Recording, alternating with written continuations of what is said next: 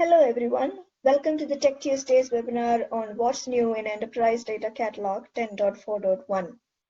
I'm Brinda and I'll be hosting this webinar. Today's presenter is Keshav Ramarao, who is the Director of Product Management at Informatica. He is leading Informatica's data catalog and data preparation products and cloud services. He has dabbled in data and metadata for the past 2 decades. Before we start this webinar, here are some housekeeping tips. This webinar is for 1 hour that includes a 45 minutes webcast, and then we'll move over to live to answer your questions for 15 minutes. All dial-in participants will be muted so that the presenter will be able to present without any kind of interruptions. You can post your questions through the Q&A box that you see on your screen, and we will try and answer them during the session and after the session for 15 minutes. The webinar will be recorded and will be available in the Informatica Support YouTube channel and the Success Portal. The link will be emailed to you as well. You can also post your suggestions and feedbacks to the end of the presentation. The Tech Tuesdays webinar is a webinar series introduced within the Success Portal. The Informatica Success Portal is a micro-learning platform that offers free and unlimited learning to all registered users. Success Portal will show up your success offerings, your customer success manager information, bookings available in the Ask an Expert session, and customized recommendation and content. Here are some important links that will help you understand Informatica products and help in your product adoption journey.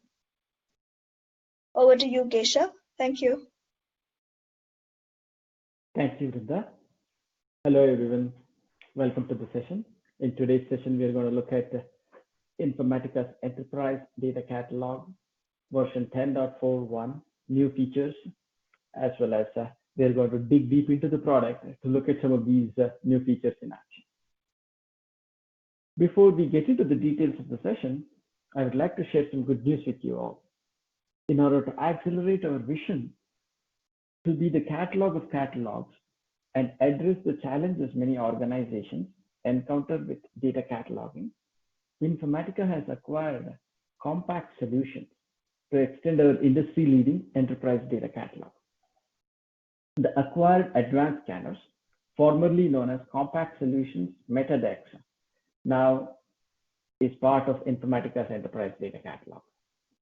It will enable enterprises to scan and ingest more enterprise metadata into Informatica's EDC using Compact Solutions' advanced code parsing capabilities. This additional metadata enables a more complete, detailed, and automated data lineage view for enterprise data assets, virtually eliminating any black boxes. The additional enterprise data assets can now be governed per corporate policies and industry regulations like GDPR or CCPA with Informatica's Axon data governance. Informatica's Enterprise Data Catalog has the most comprehensive metadata scanners and detailed end-to-end lineage. However, in working closely with our customers, we identified some gaps in metadata scanning coverage. We address some of these gaps through our partner, at the time, Compact Solutions.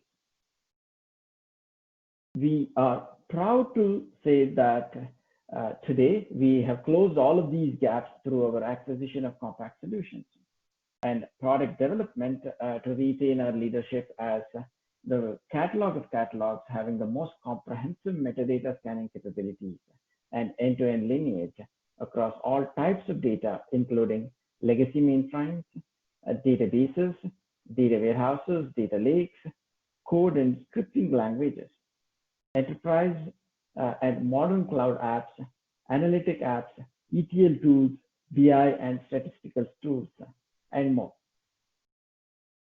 Compact Solutions is one of the leaders in metadata connectivity, providing deep connectivity to 25 important sources of metadata.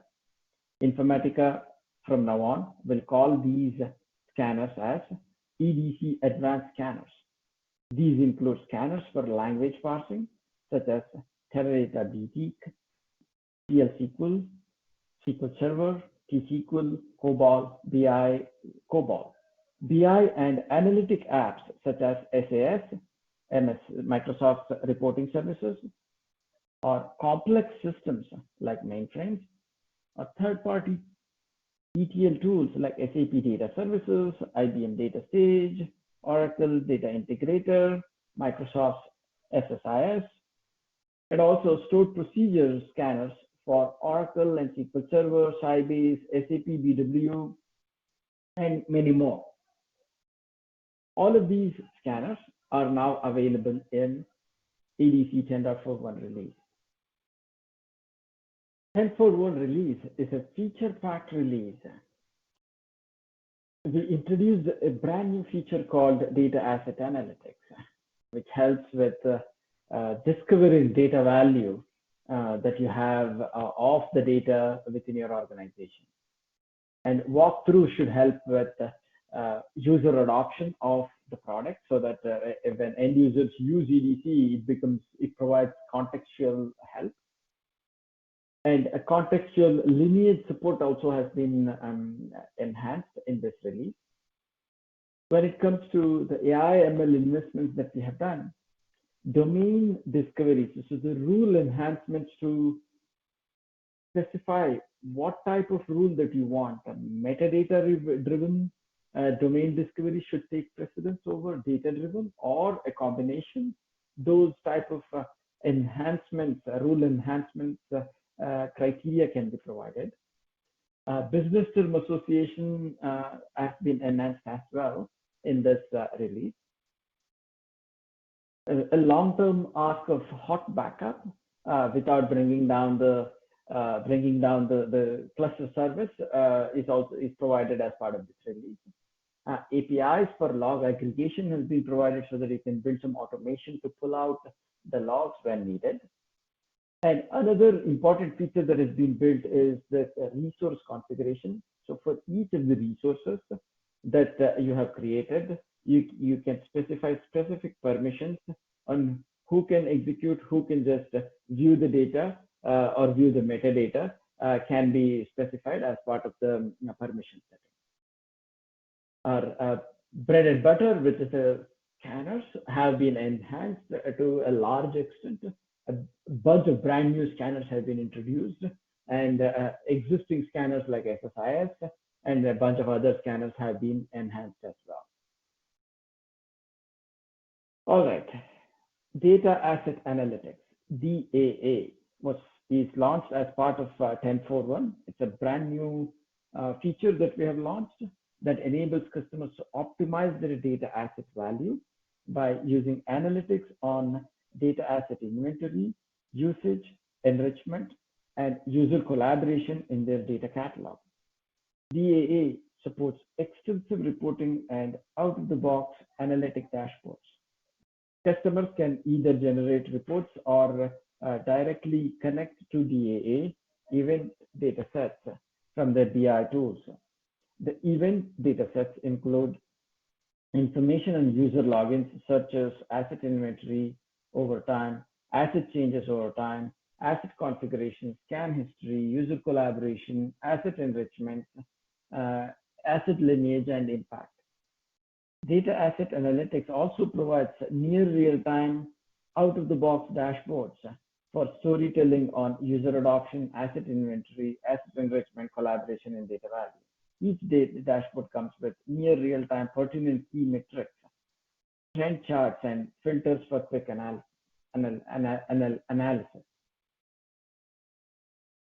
DAA comes with prepackaged and extensible reports for a wide range of use cases. You can analyze metadata and asset usage without programming. DAA provides prepackaged report types that are predefined by event and audit data sets. Select the desired report type and filters. Reports are extensible and can be exported, enabling you to share business adoption and value metrics with stakeholders. Users can leverage any BI tool for further analysis and visualization.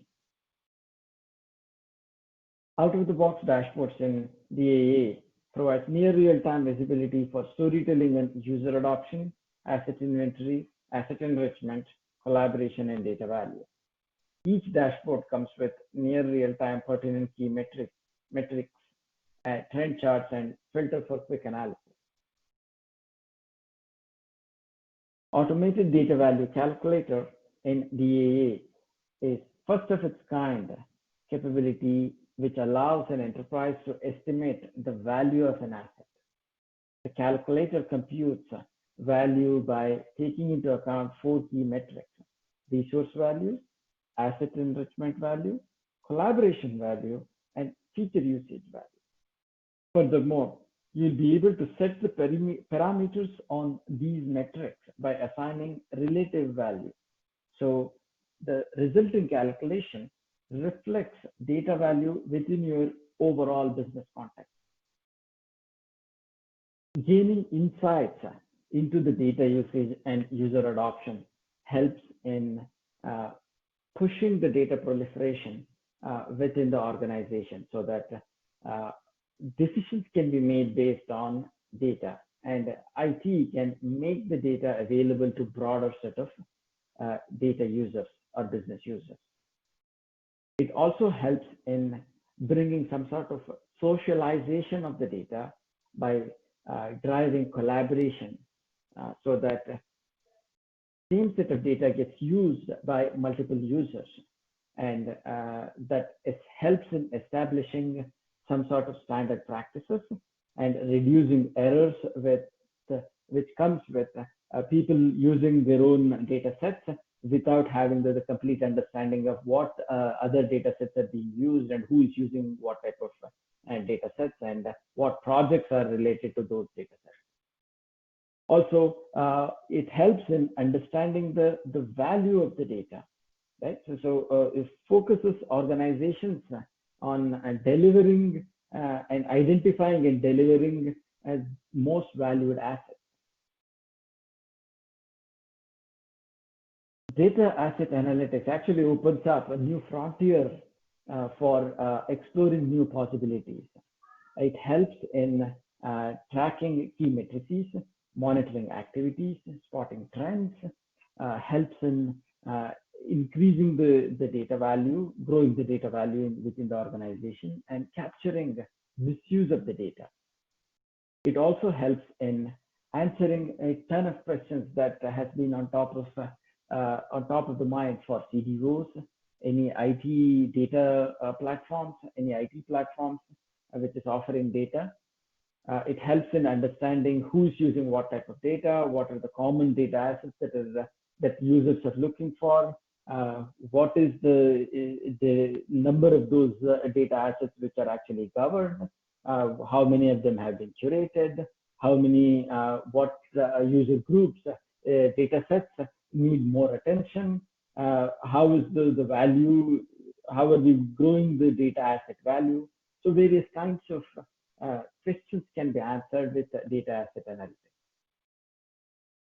So now with that being the background for the usage of DAA, benefits of DAA, so now let's look into the licensing and implementation aspect. DAA is included as part of EDC. There is no separate license for DAA. DAA comes with EDC installation. If you are doing a brand new installation, it gets installed by default. If you are upgrading, you have to enable DAA as part of the upgrade step.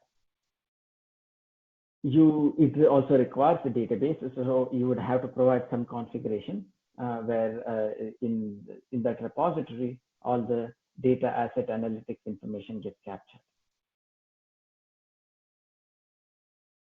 DAA also comes with certain privileges so that you can control various users using various aspects of DAA. 3 privileges are introduced. Dashboard management visualization. That's the first privilege. Second is the viewing and the downloading of the raw data. So from the chart, you can download the data and you can actually put it under the privilege so that only some number of certain type of users can download the data.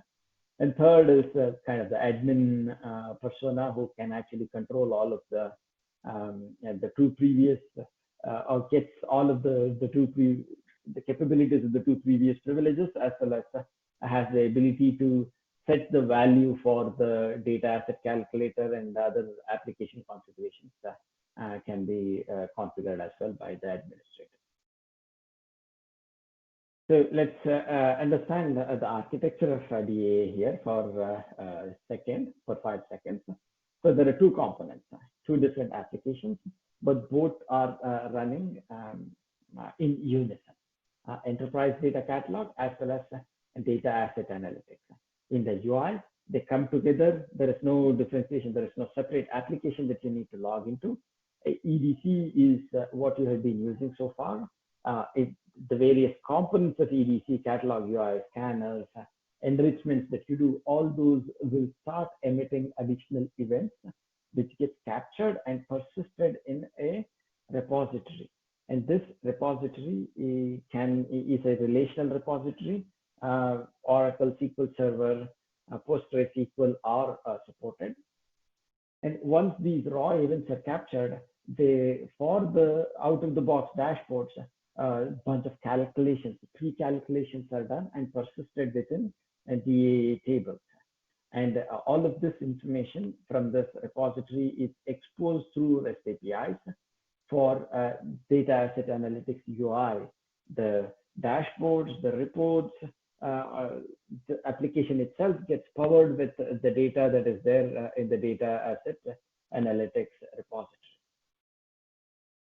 Here are some recommendations. We recommend you to enable DA all the time. If you stop it in between, then you lose a bunch of events. So it's recommended that you keep it on all the time.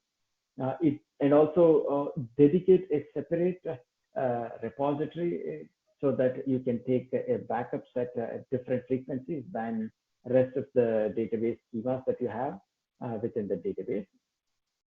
Also, it is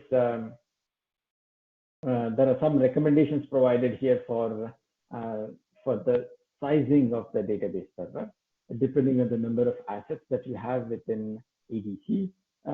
Sizing guidelines have been provided.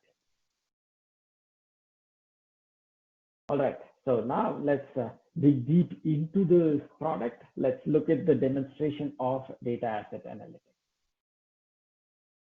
All right, so now I have logged into my demo environment. So as you can notice, discovery is all the catalog side, which is what you're used to till 10.4. Now, analytics tab is what has been added. That is what is data asset analytics. So this is the dashboard, and it has 5 different key elements, key out-of-the-box dashboards. You can look at a specific time window, or you can go with one of the given options, 1 month, or a custom value if you want to look for a specific date range. So now in the first dashboard, which is the adoption dashboard, you can see that there are 1.12 thousand users have accessed the catalog. 5 of them have been active in the last 1 month. So the adoption rate has been pretty poor because this is my test system has been pretty poor. It's 0.45%. 88 searches have been done on the catalog, and on an average, it's 18 searches. So if you go by each of these widgets, so the first one is the daily login count, that the trend of that, and then second one is for each of the user groups, the number of activities that have happened within that user group for every day has been tracked. And then the third one is mostly on the searches per day. So fourth is the top asset viewed, which is coming in upcoming release. So now if I go to the next one, which is the data asset inventory. Right? So here what you are looking at is the total number of resources for the last 1 month, the total number of resource types for the last 1 month, and then how many assets have been scanned and brought over to the catalog.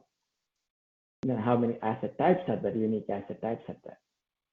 So here are the top 15 resource types. I'm seeing only 3 here, but I can pull up more, and then I can a broader time window, and then I can show you more type of resources that are configured to scan from the catalog. And then here is the resource growth, meaning how many additional resources have been added in the catalog. There are about 70 or so resources, 65 resources in the catalog. So I think this is the most important one, wherein you're cataloging over a period of time, and then you're seeing the growth in the number of assets within the organization. The asset changes is also very interesting. You can look per individual resource in, like, maybe for the Oracle schema load, I can see the asset change over a course of time. Here you can notice that how many have been added, how many have been removed. So the delta changes can be tracked using this graph. So now if we were to just switch to 3 months for just for TICS, here is how it looks like. There are 15 resources, different types of resources, and each of these, you can pull up the report for each of these, and then see the specific changes that have happened within that particular resource type. Now also for each of these graphs, there's a download button, so you can download and do further level of analysis outside of the default dashboard here. So let's look at the third out of the box dashboard here. How many data assets have been enriched? How many business terms are associated? What percent of data assets are associated with business terms? How many data domains are there? What is the percentage of data assets with data domains, right? And how many or what percentage of data assets with lineage and impact exist within the system? So you get the trend here. Now in the bottom graph, you see the associated business terms, the trend in the associated business terms per day. So this is a pretty poor number, because I have only 0.96% of associated business terms, though there are 7,000 business terms within my glossary. I have associated only less than 1% of it to the data asset. Right? So now there is an action item to go and associate more business terms with data sets that we have. So assets with lineage and impact can also be tracked here. So now the fourth out of the box dashboard is the collaboration dashboard. How many users are there? How many users are actually collaborating? What percentage of them are collaborating? How many questions have been responded? 77.27% questions have been responded.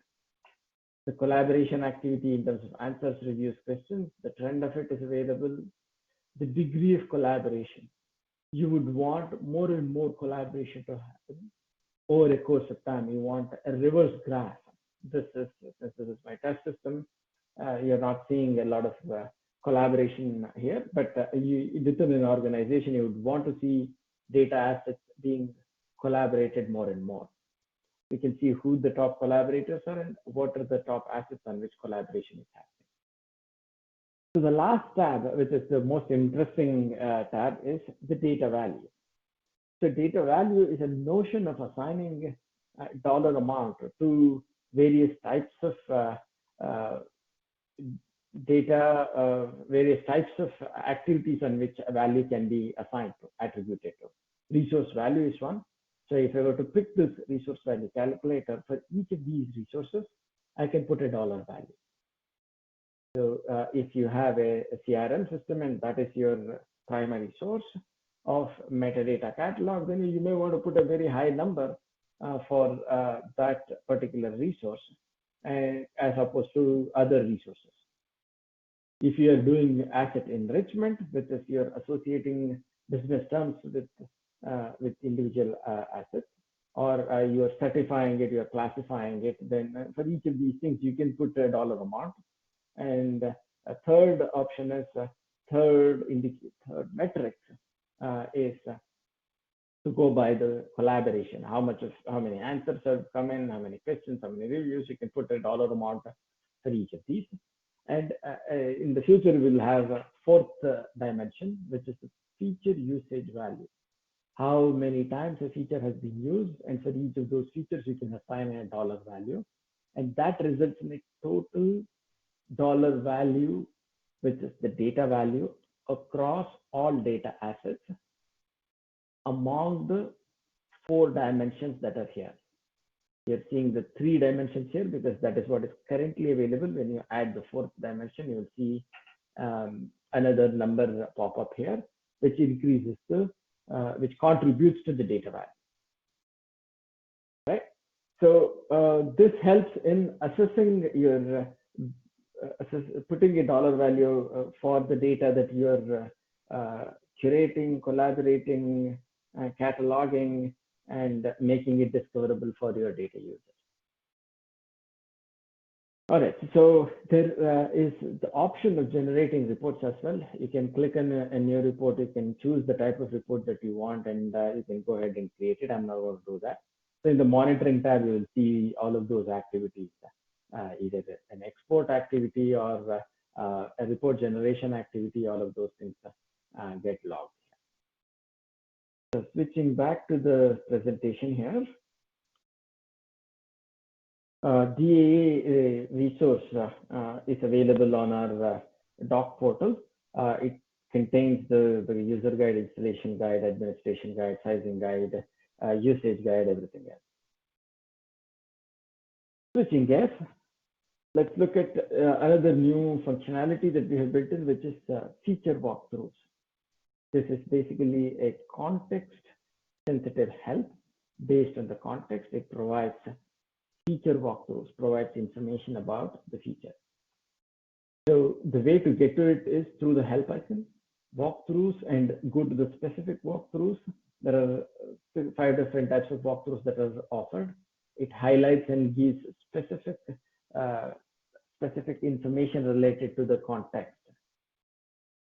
This helps in brand new users getting used to the data catalog UI quickly.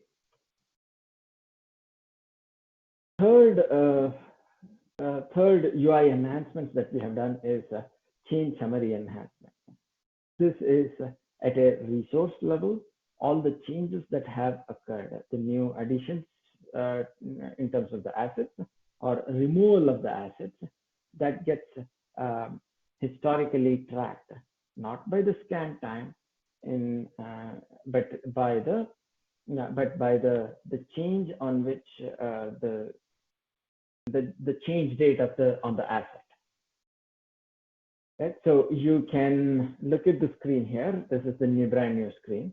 You can filter by the asset type.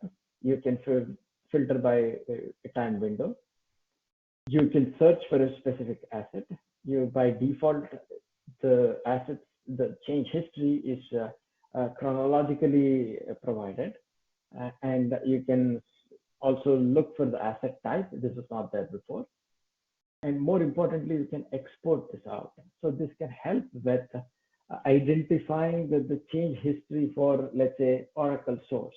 All the additions and updates and the removals that have happened for your Oracle schema can be tracked using the change history, change summary enhancement. Here is another big enhancement that we have done, which is the resource configuration. So on every resource within EDC, you can set additional permissions. If you have multiple admin users, if you want to give them various levels of permissions on a particular resource, you can do it now. You can give, you can select the specific resource instance and then specify the user and provide the specific resource configuration permission that you want to provide. It could be read and scan and write. or no access at all. So that way, by denying access to a particular user, though he is an admin, you are denying access to the data specific to a particular resource. All right, so let's look at the discovery enhancements that have happened in 10.4.1. So the first one I want to call out is the Auto Business Term Association. Today in 10.4, one of the limitations is it has to appear, the word has to appear, the sequence of words has to be in the same order for associating a business term, associating a business term. So in this example, issue country code, it does not match if the business term is defined as country code issue. Right? So this has been addressed in 10.4.1. All the words in the business term are given equal weight in 10.4, so that is getting addressed. Second issue here is if there are repetitive words which need to be given lower weightage because they are frequently occurring business terms. It needs to be it needs to be given a lower value. For an example being, if you're looking at a products database and in the business terms for products, probably the word product appears multiple times, then you may want to give lower weightage to the word product. In this example, the word code probably needs to be given lower weightage because it appears more frequently in the business term and it doesn't distinctly identify the business term. So two types of schemas have been employed in 10.4.1 for auto business term association. The first one is the bag of words. So example has been given provided here. So if the asset name is in a specific order, asset name says first date activated. Then if the business term says date first activated, then you'll see 100% match, even though the terms are out of order. So that's the bag of words matching. Second is, so the sequence, out of sequence words get matched here. The second scheme that is applied is Tf-ldf matching, which is the weight on particular words within the business term can be given lower weightage so that you can it doesn't influence it influences the matching to a lower extent. So in this first example, Michigan dataset, within the dataset, if the asset name is named like this, and the match term is something like this, there's no, notice that there's no word called code in the asset name, but the match term has this, the code, the business term has the word code. So in this case, Tf-ldf score will be lower, so that code word gets ignored and these two terms get matched. The asset name gets matched with the business term on the right hand side here. So another discovery enhancements that we have done is on the domain discovery, there is an override rule that can be specified. So if there is a conflict, then whether data needs to override metadata condition, metadata, or metadata overrides data, or both metadata and data conditions need to match, then only the data domain will get picked up. Right? So specific configuration can be provided so that one overrides the other. Third feature in discovery is the bulk curation. This was introduced in 10.4.02, I believe, or 01. So here what you can do is you can select the asset type, and then you can include the data domain and export out the export out a CSV. All the inferred data domains get placed in one of the columns. You can move those inferred data domains to the accepted column or the rejected column. That way, for that particular resource, ID, you are using Excel to accept the provided data domain, the inferred data domain, or reject it. And once you do this, you can import it back into the system. That way, you're doing a bulk curation and it's much more efficient. So now let us look at the deployment enhancements that we have done in EDC 10.4.1. The first one I want to call out is hot backup. Till 10.4.1, the catalog service had to be shut down in order to take the catalog backup. So now with 10.4.1, we are introducing a command line based interface or a REST-based interface to take the backup while the catalog service is still running. So this should help with keeping the availability high as well as taking backups. Second enhancement that I want to call out is log aggregation. So when you have multiple nodes, when you want to pull out logs for a particular job from multiple nodes in your cluster, this API set can help you with aggregating the logs from one single API. So it will go across the multiple nodes, it will pull and give you one single log file. Yeah. So this, of course, should help with supportability apps, like when you call Informatica for support. You should be able to use this to pull the log and zip it across to Informatica support. Now let's change gears to scanners. So let's look at some of the new scanners that have been introduced in 10.4.1. The very first one I want to call out is the MDM Scanner. So we are replacing the old MDM Scanner that we had with this new one. And this one is based on APIs, MDM provided APIs, and it will work across on-premise MDM as well as hosted MDM. The APIs can extract the base objects. It can also get the staging tables, the landing tables, along with the field level information. All the attributes like the data types, the nullability, trust system, column indicators, all those things get pulled in so that lineage can be built, including the internal lineage from landing tables all the way to the business entity.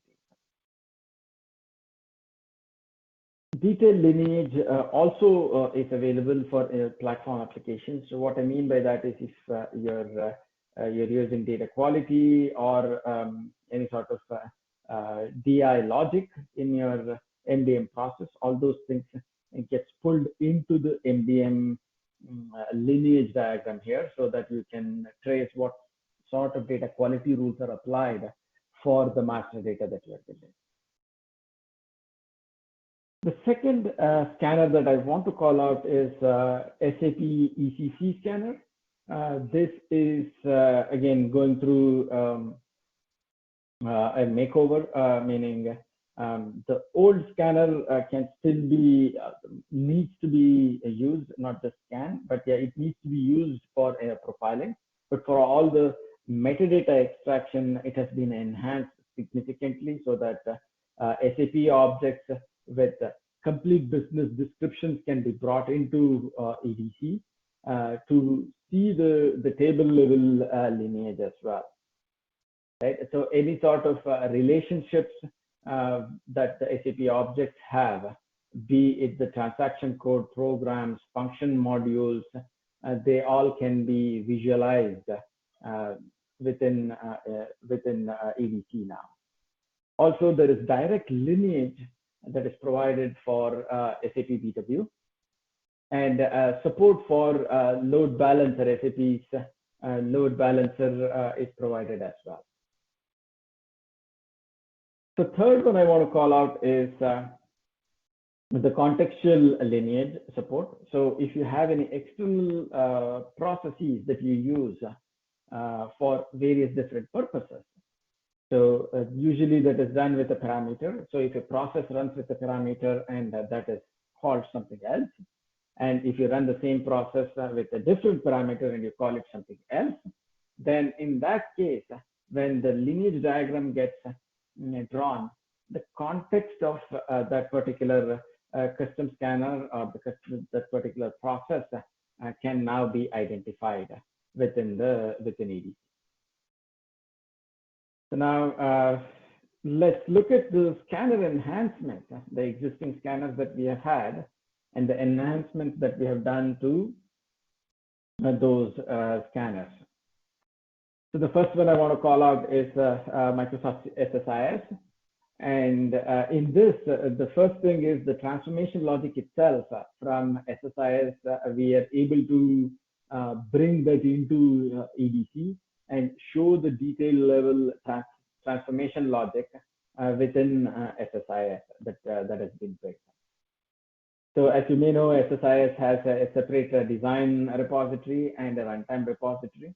So all the metadata extraction actually happens from the SSIS runtime repository. So we are crawling and we are scanning the SSIS database, not the design time interface, not the design time repository. We, in this release, we have also enhanced to bring in the field level lineage for flag files. The reference objects for SSIS ETL jobs are already available.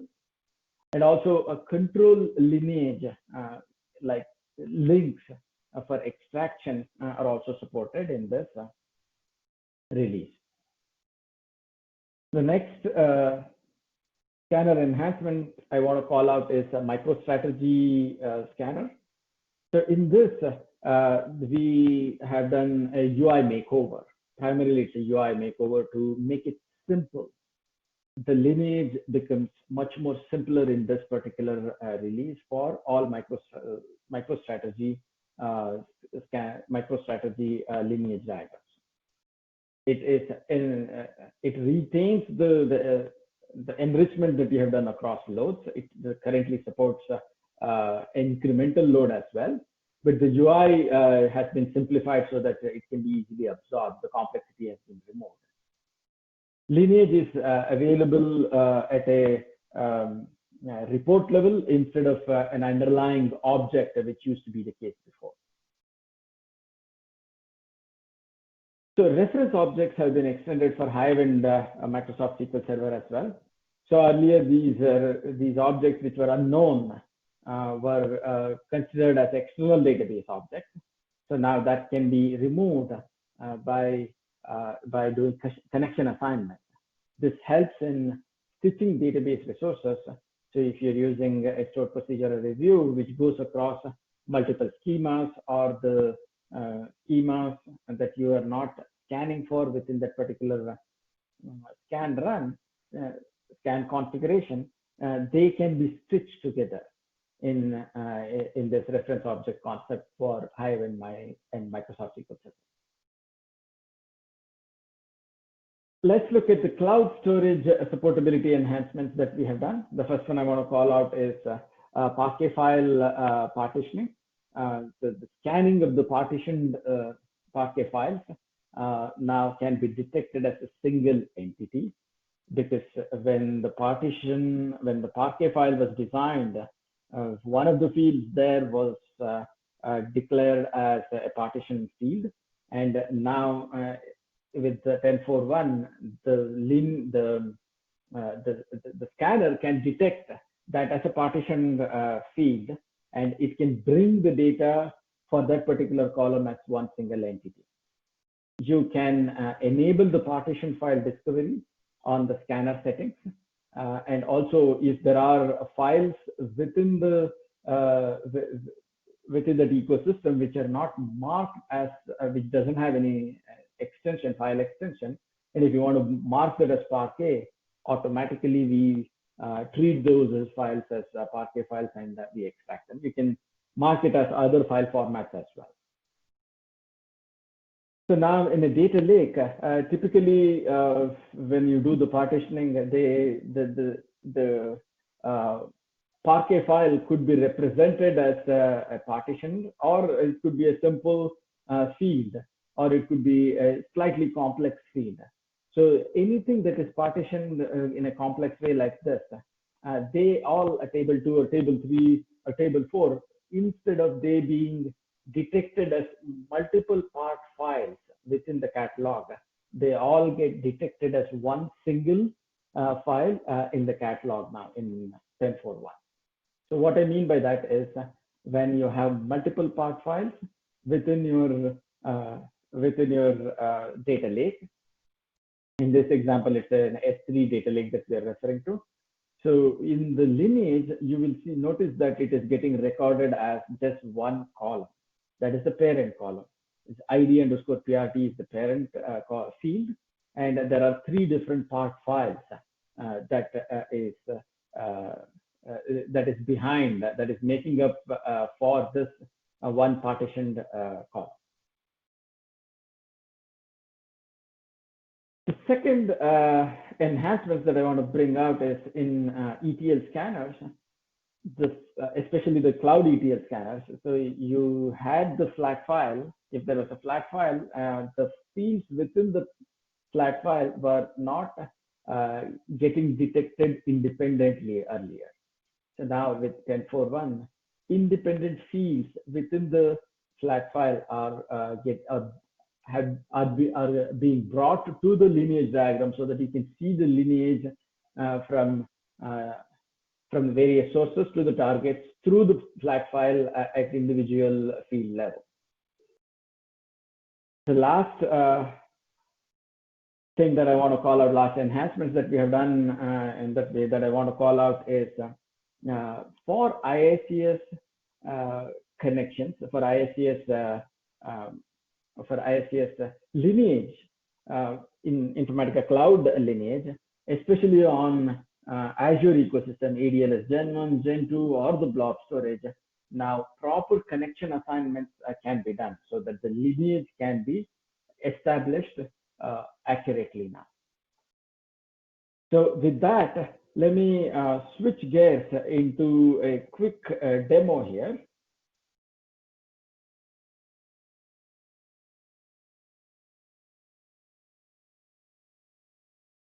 So this is my MDM table. I have brought this in, and this is Informatica MDM table. So now with the new scanner, you are able to see the various base objects, and also you can go to the contains. You can view all the base objects columns here, and also you can dig deep into the lineage in a sophisticated manner. All the landing tables get shown as well. This is an XREF table. There is a landing table that you can visualize here. If you have multiple fields, all the fields can be visualized as well here. The complete full field level lineage is available at the moment for MDM tables. If you have had any sort of data quality rules, you'll be able to visualize that here as well. So now let's switching gears to the second thing that I want to demonstrate is the SAP Scanner. So the SAP Scanner has been enhanced to bring in various types of objects, SAP objects, programs, function modules, data elements, classes, data sources, transaction codes, all kinds of objects from SAP Hana system. So I have picked up one such table here, one such object here. So this VBAC object has a whole bunch of detailed assets. So as you can notice that for each of these fields, the description has already been brought over from the SAP system. You can visualize the lineage for the SAP objects. Also, you can see the various relationships among the various SAP objects. So this can span across from the transaction code to package to functions and to tables.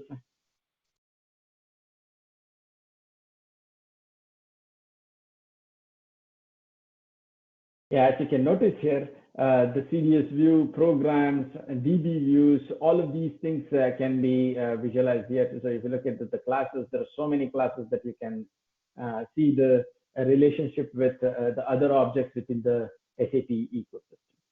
So with that, let me switch gears into the end of the session and to address the questions.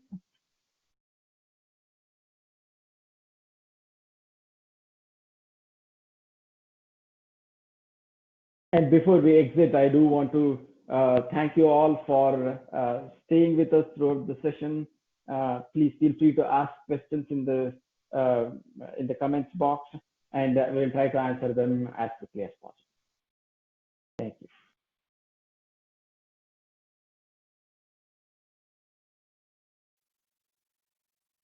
Hi, everyone. Please post your questions in the Q&A box, and we will try and answer those questions.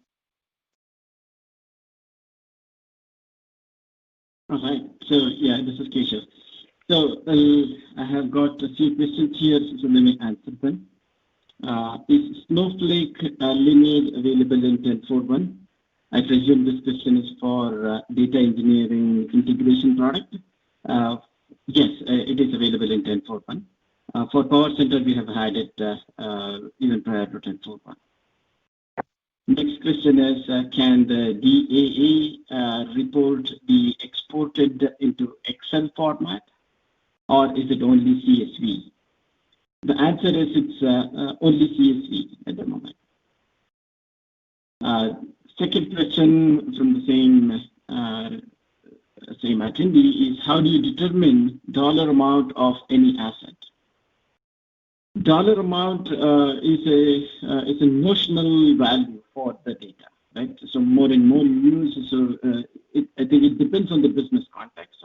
So it's something that you need to make up within the organization how valuable the data set is. Depending on that, the value can be assigned. Next question is, has there been a cumulative patch for 10.4.1 since the release? I believe end of this month there will be one. Yeah, I believe end of this month there will be one. Second question is for EDC. Is Snowflake supported out of the box? Yes, Snowflake is a standard scanner that we have, and it is supported out of the box. So another question here is, in case scanners are not there, what is the approach? So EDC ships with 60 or so scanners, and then we have a couple of dozen advanced scanners now. So if there are, because there are so many data sources, yeah, it is possible that there might be some scanners that are not available at the moment. Or maybe there is a legacy system for which the scanner cannot be built by us. So you would have to rely on, in either case, you would have to rely on custom scanners. So you can build custom scanners, and that is the recommended approach. If it is a standard JDBC sources, you can use the JDBC scanner. Otherwise, for other type of scanners, you can use custom scanners. So the next is, what are the improvements for AWS data lakes? So the S3 based, the partitioned files that I had few slides on, that is the biggest improvement that we have for AWS data lakes. Next question is, can you catalog backups from command line, or do you have to use REST API calls? Yes, both can be used. Command line option is there, as well as REST API option is there. What is supported out of the box means, I meant the scanners. scanners are included out of the box, meaning if you have a standard EDC license, you have access to close to 60 scanners. That is what out of the box is. Advanced scanners, the compact solution acquisition that we did, all the code scanners, the data state scanners, SSIS scanners, those are all advanced scanners. And those are not available out of the box. You would need to purchase separately, and also some of those scanners you would need to install separately as well. Do you have a resource connection for a SAS, or is it to be a custom one? That is the next question. SAS is part of our advanced scanner. So advanced scanner, you would have to install it separately because it comes from the acquisition that we did, and you'll be able to use that for bringing in the data. And the bringing in the data comes through the custom route. And in 10, the plan currently is to integrate all of these advanced scanners into EDC so that you can create resource connections, just like you do for any other relational sources or file systems today. So that integration we hope to accomplish by early next year. Do you have a certification option for this module? I believe enterprise data catalog certifications are available. I'm not 100% sure, but that's a good question for your customer success manager or for your account manager. I believe some training as well as certification options are available.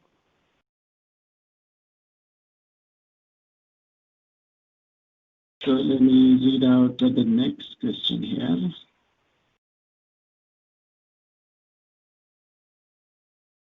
I understand you have added it to Parquet files. Is there an intention to add the same for Avro files? I guess this question is the partition files support that we have it for Parquet files. The question is, are we going to support it for Avro file format? The answer is yes, absolutely. That is planned for next year.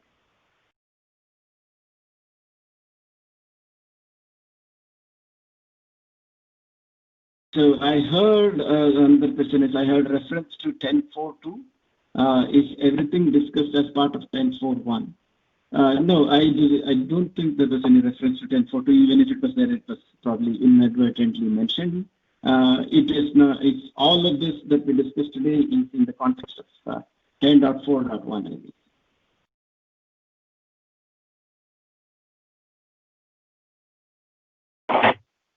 Okay.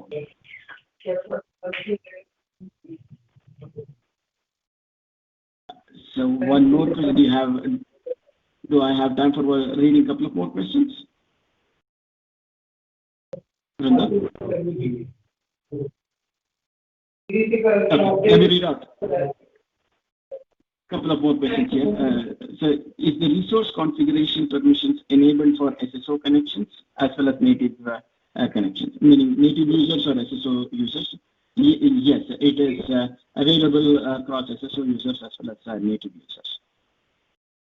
There was a question on table stats to be updated for Oracle manually. So since the DA repository is a regular repository, it's not a model repository, the backups can be taken as you take a regular database backup.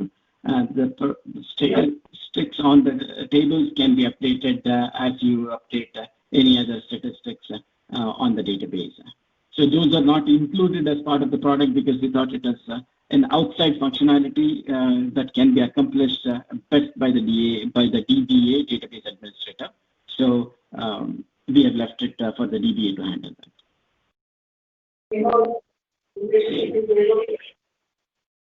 One last question I want to read out here is, does hot backup mean do we need to disable the service to take the catalog content backups starting in 10.4.1? No, you don't need to disable the catalog service. Catalog service can be up and running, and while it is up and running, you can take the backup. Does preserving high availability or of the catalog service.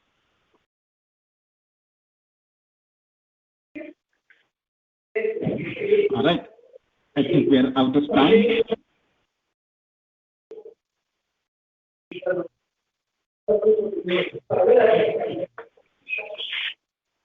Vrinda?